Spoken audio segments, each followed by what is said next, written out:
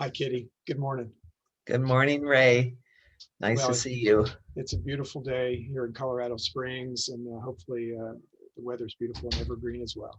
It is, yes. It's a little getting chillier today. Yeah, here too. Here too. Yesterday was nearly 55 degrees and felt Mhm. like spring a little bit. We opened some windows just to freshen things in the Oh, house. yeah, sounds Well, good. well, Kitty, I'm just thankful that we're finally able to have this talk. It's been so long in coming, and we've been planning to share our stories as cancer survivors. And for our team, our friends, our tribe, um, they may not know that I'm a cancer survivor as well. And I was diagnosed with metastatic melanoma back in 2008. And thank the Lord, I've been symptom free since 2014. But it cost me an ear and a lot of other things, but it gave me probably more than it took. Mm. And our family, our Life Model Works family, knows that you've been battling cancer, and Hmm. so we've been planning for many months to come together and talk about your story. And so, if you could just, tell people what you've been dealing with and where things stand as of today. Okay, well, I was diagnosed back in April 3rd. I was going to my primary care doctor, and I just was not getting well. I had been teaching at a Thrive in March Mhm. and was just We not. were there. We were there. Yeah, you were in my track, We and I were. just was not feeling well. I was grateful to have Amy there to help me. And anyhow, coming home, I went to the doctor and diagnosed me with a UTI, bladder infection. And they'd give me medication and I'd do well and then I'd get sick again. And I was just on and off these medications. So finally, this is where I'm grateful for COVID because my doctor was not seeing regular patients, only sick patients. And so she said, I've got extra time. We are going to figure this out why you're not getting well. So she just kept looking at my blood work and she said, there's just something here that's not quite right. So she referred me to an oncologist, and rather bluntly, her office gal um, called me and told me I had leukemia. And that was such a shock to my system. It was not done with good bedside manners, I felt. Oh, And so they wanted me to come in and get a port and, start chemo right away. And in my journey, I do not want to have chemo. It's just changes your quality of life. So I said, no, no, no, no. I want to know what my options are. So they referred me to a hematologist, and I'm so grateful because he said, no, I don't want you to have a port, and no, I don't want you to have that chemo. He says, I have another routine that we've had some new drugs approved since 2018. So he wanted me in the hospital. So April 10th, I went in the hospital for a month. And that was just shocking to me. mm, And so I was just not prepared for, I hadn't heard of anyone being in the hospital that long. So it was kind of shocking to me. And, but anyhow, while I was in there too, because of COVID, the hospital doctor, he had extra time on his hands. So the two doctors spent 2 hours one day just trying to figure out why I was struggling the way I was. And they ordinarily would not have had the 2 hours yeah, time to be able to just yeah. puzzle out my situation. But they found that I had a couple of mutations that they needed to address Mm, because I had gone home and then I had gotten sick again and came back to the hospital again for another 10 days. mm, And so, I'm grateful for COVID giving me those opportunities with yeah, those doctors because otherwise they may not have caught it as early, and yeah. so anyhow, my ongoing treatments will be for the rest of my life unless they come up with a new drug, but they don't recommend bone marrow transplant for me. Yeah. They said they used to not allow it for anyone over 60. I'm 69 now, but now they've opened it up and it's an option, but the risks are so high. Yeah. So we've chosen not to go that way because that would then be taking that burning chemo that would just burn me and, just to kill Mm. all the blood cells and just destroy the quality of life. Yeah. So not going that way. Yeah. We've learned how to handle the side effects and stuff so we can keep doing these treatments for the rest of my life. And you're on around every 3 weeks. It's 28 days, yeah, and then I get a couple days off. So each month it kind of changes. So I get a couple weeks off in between each cycle of treatment. Yeah. And so those are wonderful weeks. But my way of entering into the hospital, my mother was such an example to me of how she died. And I thought maybe I died during that first month because Mm. they didn't give me much hope. And just the way my mother behaved and treated the hospital staff and was so appreciative of everything they did for her, that she was such an example to me that that was how I entered the hospital. Was I'm going to appreciate everything that the doctors and nurses, the cleaning staff, the lab techs, the transport people that would take me to different scans and all those. I wanted to know their story. I wanted to appreciate what they were doing for me. And that really helped me through the time. Wow. That's really powerful. Most people in that proportion of their cancer journey are so consumed by fear, anger, other upsetting emotions that it's very hard to get outside of their own head to their own life. I remember in my cancer journey in the early days, this was long before Thrive training, long before I discovered the life model personally. I didn't have some of the tools that should I face cancer again, I've got some tools I didn't have then. Yeah. Yeah. So you've learned how to navigate the side effects, but the first month was brutal. Yes. Yeah. And I remember my first month on treatments when I was undergoing an immune therapy in 2008. It was horrendous. It was, and then for months after, chemo brain. And you've had some of that as well. It's been particularly at the height of each treatment. Yeah. And what was particularly hard for me, I think, when I first went in the hospital too, was not only did I think that I wouldn't make it out, but Jim couldn't come and be with me Oh, that because was, of the COVID. And yeah, so I was used to having him with me on all my treatments and yeah, or any other doctor's visits I've had, and he couldn't come and see me. oh no, So that was difficult. I thought I yeah, might never see him again. So when he dropped me off at the hospital, and I took my bag in to go and register, I thought that might be the end of ever seeing Jim again. oh Kitty, it's horrible. So I'm so sorry. Yeah. Yeah, and you were in a hospital in Denver. Yes. So Mhm. Jim would have a 40-mile drive or whatever to get to your location.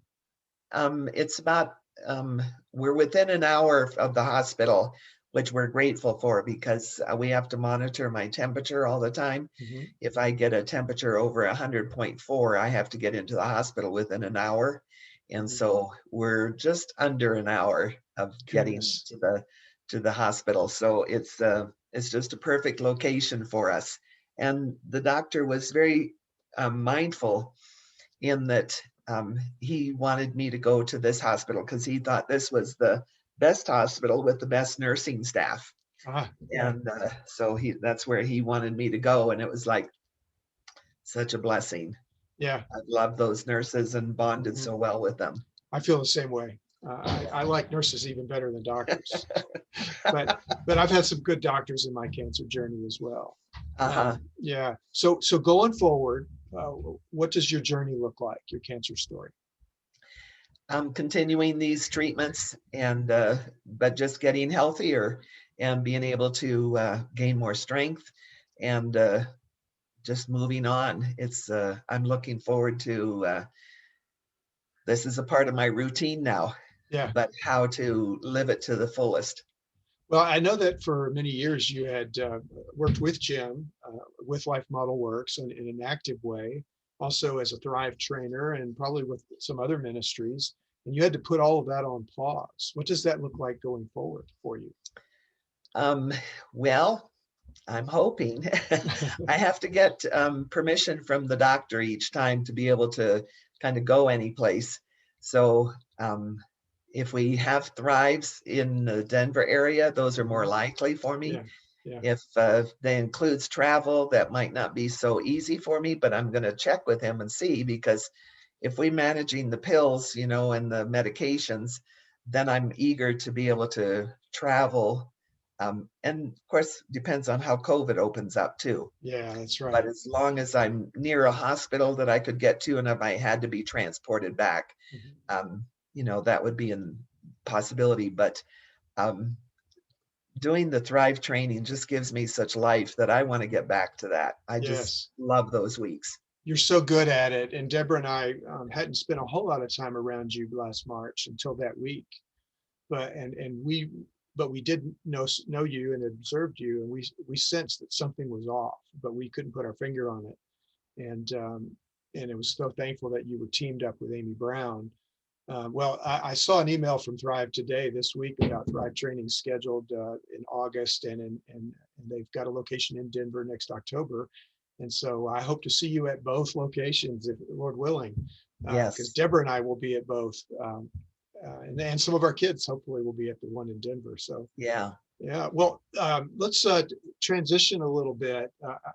Some of what you said about going into the hospital and modeling your response after your mom and pouring into the lives of the people who served you in that moment, that had to have come from a place of peace and joy.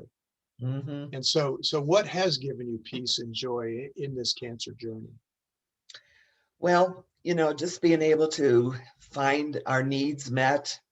So with having my doctor putting me in the right spot at the right place with the best nurses, and then being able to, it was during a time when digital thermometers were hard to find. Mm, And we were able to find one because I have to monitor my temperature all the time. And then my doctor found, with my medications, was able to find a grant that would pay for my medications, oh, because wow. my medications were going to be so humongous. Hmm. And so that is, just the way God's provided all these things. The doctor has been open to my juicing. When I was in the hospital, a friend would bring juicing for me because I couldn't do it. And so, like, she'd bring enough for 2 days, and then she'd pick up the empty bottles and bring me new bottles. Wow. And so I had juice for 3 times a day Hmm. of juicing beets and carrots and celery and collard greens and some of Hmm. those healthy things. And so he was open to that. And so I was grateful I didn't have to fight him for wanting to include those things. Um, the doctor wanted to do a PICC line rather than a port. And to me, that was comforting. Um, and the doctor, oh, I had a nice home health care nurse when I was at home here. Hmm. She was just a delight. And she always put me on her first one on Mondays because she liked to start her weeks with me. That's And great. so that was always special. My hairdresser, when I could go there, she puts me in first thing in the morning after it's been freshly cleaned the night before and before anybody comes in. So just these different ways people are caring for me and providing safety for me has been really um, it's just amazing how that brings peace. And then my family and friends, our sons, how everyone is protecting me with wearing their masks Hmm. and keeping distance. I miss the hugs, but I'm grateful for people being mindful of protecting me and not just assuming. And like some friends have had, their kids maybe have had COVID and then they're out shopping. And if I need to go to the grocery store or something, then it's like I need to be extra careful because people are out and about. And so sometimes I order, but sometimes I'll wear my mask and my gloves and just be very mindful and careful, and then I can go grocery shopping and Yeah, kind of help to get back to somewhat of a normal life. yeah. Let's ask a different question, and those are wonderful examples of how you built appreciation and dwelt in gratitude, and that really brings us to peace, gives us peace. But along the way, you felt some raw emotions. Hmm. What raw emotions have you felt? I mean, I remember being very angry. I remember being terrified. I remember frustration. You know, and so I didn't have the tools to return to joy other than time, and it took me a while. I was stuck for a while, but you felt these raw emotions, and how have you returned to joy in them? Okay. Well, in our typical Thrive training, I won't go through and do a whole 4+ story, but I'll just give you a synopsis because I Sure. did go through all the 6 negative emotions that we train on. Yeah. So my hopeless despair, of course, was when I went in the hospital and thought I'd never see Jim again. Mm. And that day, Amanda, my nurse, she just spent extra time with me that day to comfort me and to be with me. And when she couldn't be with me anymore, she got a chaplain to come and keep me company. So I was glad to be with them and hear their story and appreciate them and have company and not be alone in my room. Yeah. Um, Fearful was my first bone marrow biopsy Mm. because the technician didn't do it well. Oh no. And it was supposed to take 15 minutes, but it took twice that Oh because she no. was kind of pounding on my hip to try and release more of the bone marrow. And so it was not a pleasant experience. But Yeah. during that time, I told him, I said, um, can I tell you stories? Because they were focused on their work, but I Yeah. needed to distract myself. And so they Yeah. were interactive with me in my telling them stories about my growing up in Africa, just anything to kind of distract me from the pain. And so they were enjoying my stories and glad to be with me. Yeah. On sadness was when I got the diagnosis, and I was sad about that, and realizing though that I could do this like my mother did when Mm. she had her health problems. And so being glad to have that memory of my mother and being glad to be with Jim when he was with me in my diagnosis. Disgust was when some of the food and some of my appetite and some of the medications that just made food disgusting. Yeah. Yeah.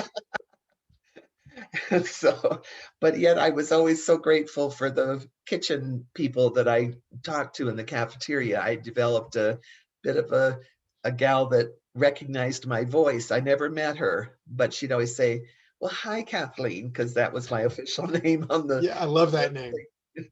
And so we'd chat a little bit. Nice to talk to you. And I think her name was like Caitlin or something like that. Uh-huh. I can't remember now.